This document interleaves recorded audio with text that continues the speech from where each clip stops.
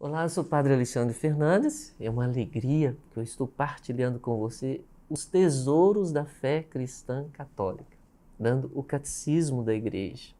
Claro, não de uma forma como nós o encontramos no catecismo, mas tentando traduzir isso de uma forma mais simples para você. E se você está gostando, não deixe de fazer os seus comentários. E ao fazer os comentários, coloque também as suas dúvidas. Nós estamos lendo esses comentários e estamos tentando responder às perguntas que vocês estão fazendo. Nós vamos marcar um dia para tirar as dúvidas de vocês. Eu gostaria de pedir algo para vocês, para que mais pessoas possam conhecer aquilo que nós estamos partilhando com vocês. Você é convidado a deixar um like. O que significa? É apertar esse botãozinho aí embaixo, dizendo assim, estou gostando, esse conteúdo está sendo importante para mim. Hoje nós vamos fazer o episódio 12, nós vamos falar sobre os atributos da Igreja Católica.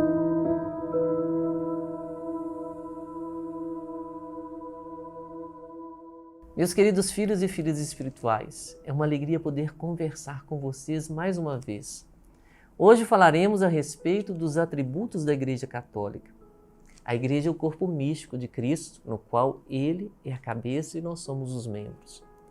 Neste corpo, formamos uma comunidade de batizados que buscam a comunhão com Deus através dos sacramentos e da unidade entre nós, vivendo a obediência ao Santo Padre, o Papa, e respeitando uns aos outros. Não somos uma organização, uma instituição humana, mas uma igreja peregrina que continua eternamente como uma igreja celeste, reunida ao redor da Santíssima Trindade. Segundo o pedido da carta de São Pedro, de que é preciso saber das razões da própria fé, leia lá na carta de São Pedro, no capítulo 3, no verso 15, nos perguntamos: quais as características da Igreja Católica? A Igreja é formada por 4 pilares, 4 alicerces. O primeiro é a unidade. Há um só corpo, embora tenha muitos membros. Nos recorda as Escrituras.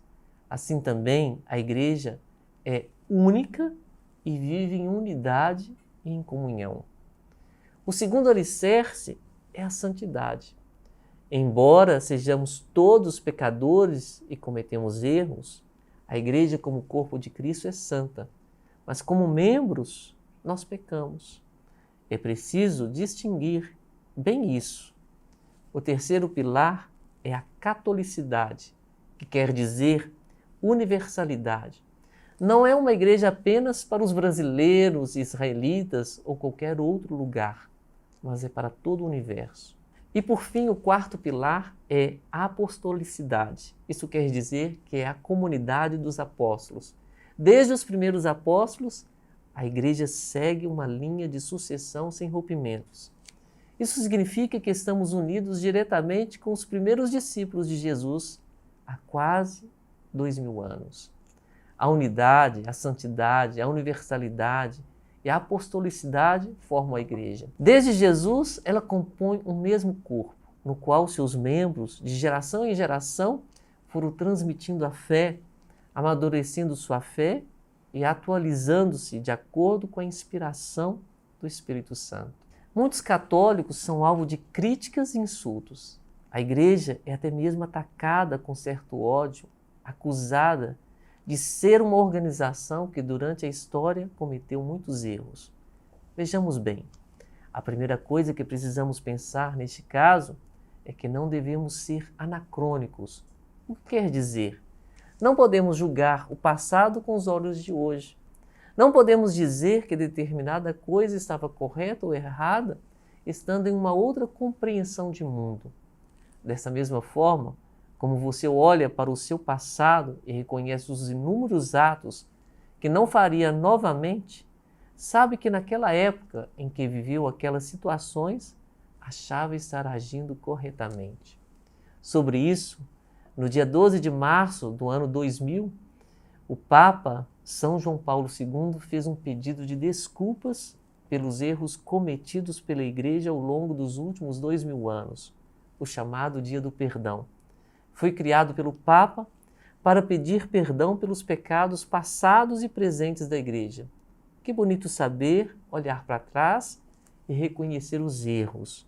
São João Paulo II, profundamente muito inspirado, ele percebeu que essa Igreja santa, por causa de Jesus, com seus membros pecadores, cometeu erros e que precisavam ser reparados e reconhecidos.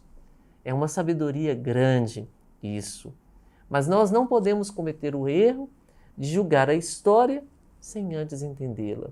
Além dos 4 pilares que formam a Igreja, ela é conduzida por um tripé: a tradição, a Sagrada Escritura e o magistério. A tradição é o ponto de partida, pois ela é responsável pela transmissão da fé e dos ensinamentos que são escritos na Bíblia. Por isso, a segunda perna que sustenta a Igreja são as Escrituras, como a revelação de Deus feita a um povo e transcrita em palavras. E como instância capaz de interpretar essa tradição e Escritura está o magistério, que são os bispos, a sucessão dos apóstolos, unidos numa mesma fé, sob a luz do Espírito Santo. Meus irmãos, o Espírito Santo é quem guia a Igreja fundada por Jesus como a comunidade dos batizados.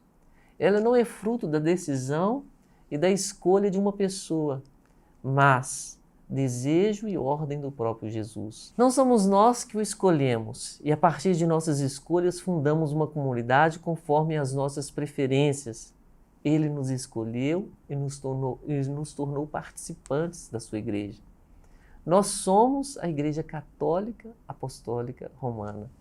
E é tão lindo isso, quando nós vemos que Deus ele já revelou tudo, mas a compreensão da revelação se dá no tempo, sob o influxo do Espírito Santo. Por isso, todo o ensinamento dado pela Igreja é um ensinamento cumulativo.